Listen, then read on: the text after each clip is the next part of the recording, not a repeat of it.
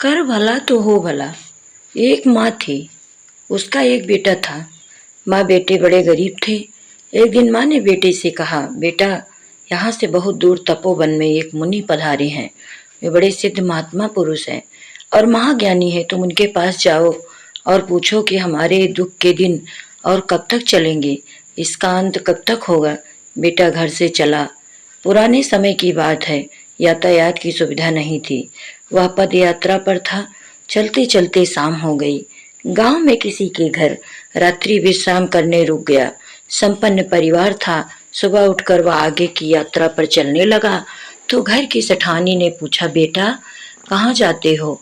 उसने अपनी यात्रा का कारण सेठानी को बताया तो सेठानी ने कहा, बेटा, एक बात महात्मा जी से मेरे भी पूछ लेना कि मेरी यह इकलौती बेटी है।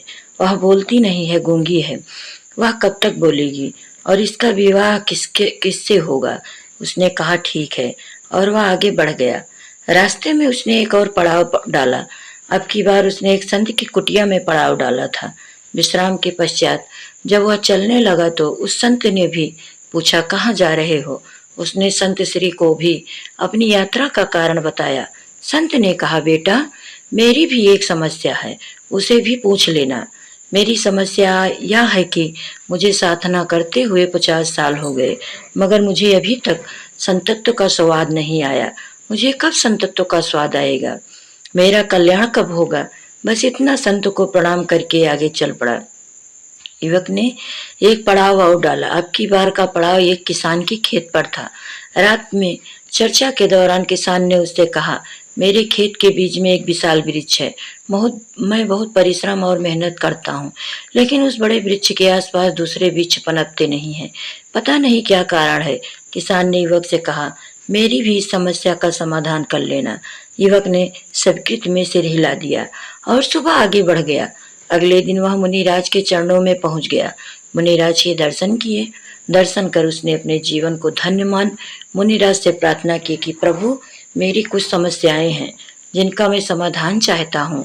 आप आज्ञा दे तो मैं कहूँ।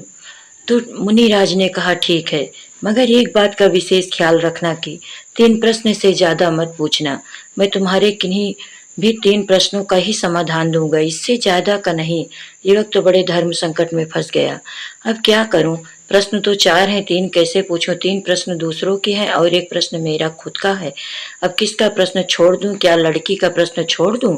नहीं तो यह तो ठीक नहीं, उसकी जिंदगी का सवाल है।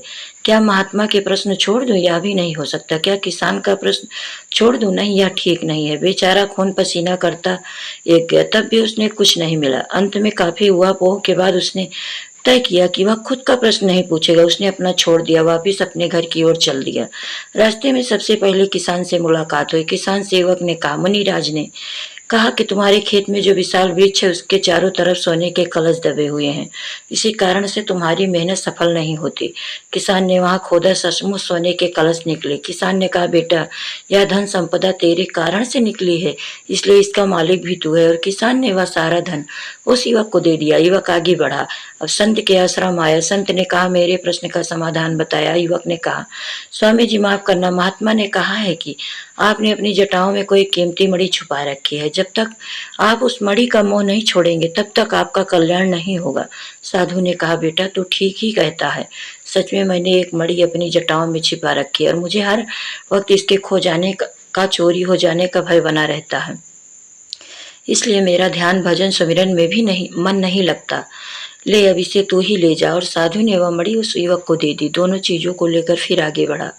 अब वह सेठानी के घर पहुंचा। सेठानी दौड़ी दौड़ी आई और पूछा, बेटा, बोल, क्या कहा है महात्मा ने। युवक ने कहा कि माँ जी, महात्मा ने कहा है कि तुम्हारी बेटी जिसको देखकर ही बोल पड़ेगी वही इसका पति होगा। अभी सेठानी और युवक की से बाहर से आई कि युवक को देखते ही एकदम से बोल पड़ी। सेठानी ने कहा, बेटा, आज से तो इसका पति हुआ। मुनिराज की वाणी सच हुई और उसने अपनी बेटी के विवाह उस युवक से कर दिया। अब वह युवक धन मणि और कन्या को साथ लेकर अपने घर पहुंचा। माँ ने पूछा, बेटा, तू आ गया, क्या कहा है मुनिराज ने, कब हमें इन दुखों से मुक्ति मिलेगी।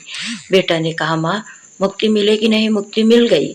मुनिराज के दर्शन कर मैं धन्य हो गया। उनके तो दर्शन मात्र से ही जीवन के दुख पीड़ाएं और दर्द खो जाते हैं। माँ ने पूछा, तो क्या मुनिराज ने हमारी समस्याओं का समाधान कर दिया है? बेटे ने कहा, हाँ माँ, मैंने तो अपनी समस्या उनसे पूछी ही नहीं और समाधान भी समझा तो मेरी समस्या का समाधान स्वतः हो गया।